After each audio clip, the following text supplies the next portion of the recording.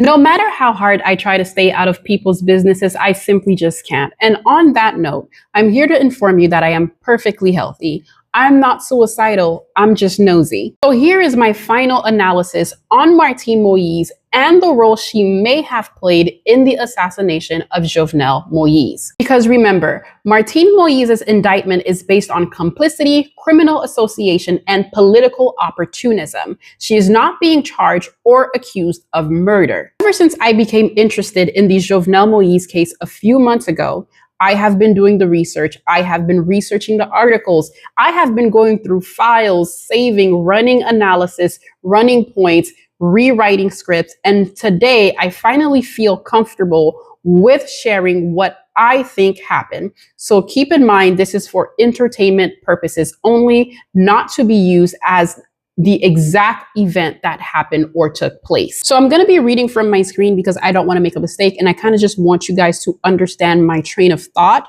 Before Jovenel Moïse was assassinated, he was locked in a battle with the nation's oligarchs, particularly the ones who were controlling the nation's electrical grid. And because of his previous actions, where he did a whole bunch of changes through his own power without the approval of other people, many people regarded him as an authoritarian. And before Jovenel was battling these people, he was their friend.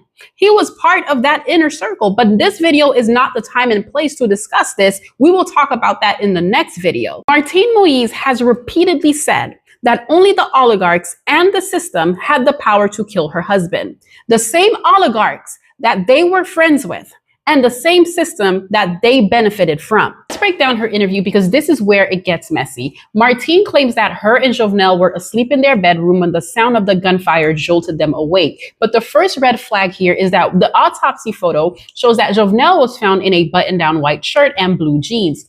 Who goes to sleep like that?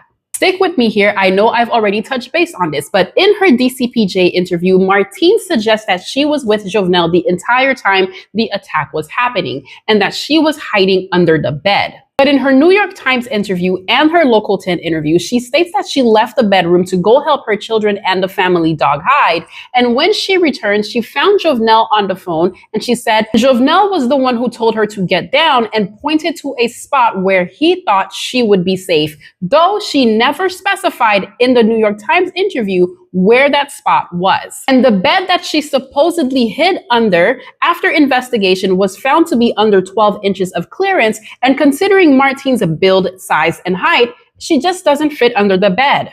Stick with me here, it's getting sticky. In the DCPJ interview, Martine stated that the attackers placed a video call on WhatsApp, and the person on the video screen confirmed what her husband looked like. But in the New York Times interview, she states that she didn't see anything, her eyes were closed the entire time, and she heard the attackers place a phone call, and the attackers were Colombian, allegedly speaking Spanish, describing what her husband looked like, saying that he was tall, black, and skinny in Spanish. Stick with me, I'm bringing you to my point. In the DCPJ interview, she saw the attackers ransacking Jovenel's room. She saw them stand him up. She saw them shoot the wardrobe. But in the New York Times interview, she heard the attackers ransacking the room and she didn't see anything else. Come a little closer, because in the same interview, she contradicts herself because there's a question of what the attackers were looking for. In the New York Times interview, as in all other interviews, Martine Moïse states that she does not know what the attackers were looking for.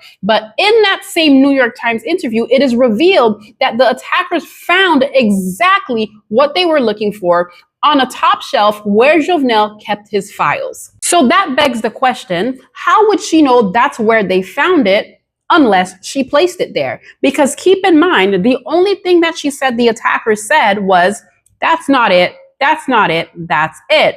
And if her eyes were closed, "That's not it, that's not it, that's not it, that's it," could have been from anywhere in the room. Oh, wait, what do you mean she placed it there? Well, according to this interview and her Local 10 interview, Martine Moïse left the room to go help her children hide, and hide the family dog. However, Jo Marley's DCPJ testimony says that she is the one who heard the gunfire. She is the one who left the room. She is the one who went to her brother's room. She is the one who hid with her brother. Her mother was nowhere in sight. And the first time that she saw her mother was after the ordeal, when she saw her mother bleeding upstairs. Because the day prior, she was spotted at the National Palace for 5 hours removing a multitude of items and documents. So here is my theory. Martine Moïse did not leave that room to go protect her children. She left the room to go retrieve those sensitive documents that she got from the National Palace the day before and planted them in the house for the attackers to find. Yes, I know I said the day before. And if you watched my previous video, then you would understand the only reason why she would do this is if she was preparing for the worst, which is why she was indicted for criminal complicity and criminal association. I believe she planted those documents in the house for the assailants to find because, again, how would she know what they found and where they found if her eyes were closed? Because according to the New York Times article, they found exactly what they were looking for on the top shelf. Let's take it further. There is a growing belief that Jovenel Moïse was not actually killed July 7th because of the autopsy report and what he was found wearing. Because according to the autopsy report, and I quote, he was found with multiple bullet wounds from different calibers, including small rounds not used by the Colombian mercenaries. He had severe injuries, fractured bones, gashes, his eye gouged out, and that's consistent with torture. In my opinion, the only reason why his body would even look like that is because they tried to extract information out of him. And to tie this off neatly for you, the RNDH report places the time of death for Jovenel between the night of July 6th and the early mornings of July 7th before the mercenaries breached the compound.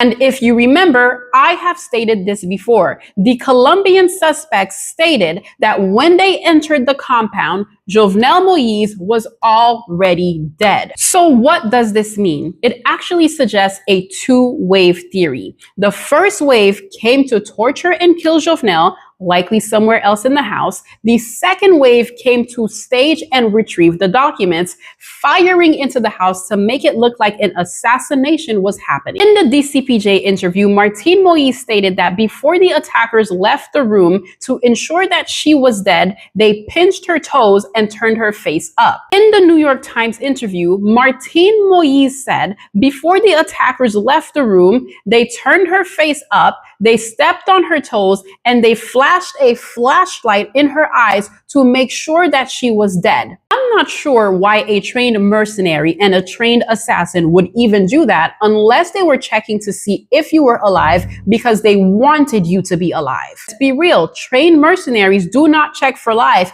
by shining flashlights in your eye or pinching your toes. They are going for the kill shot if you were a real target. And finally, what was exactly on that shelf that was worth killing the president for?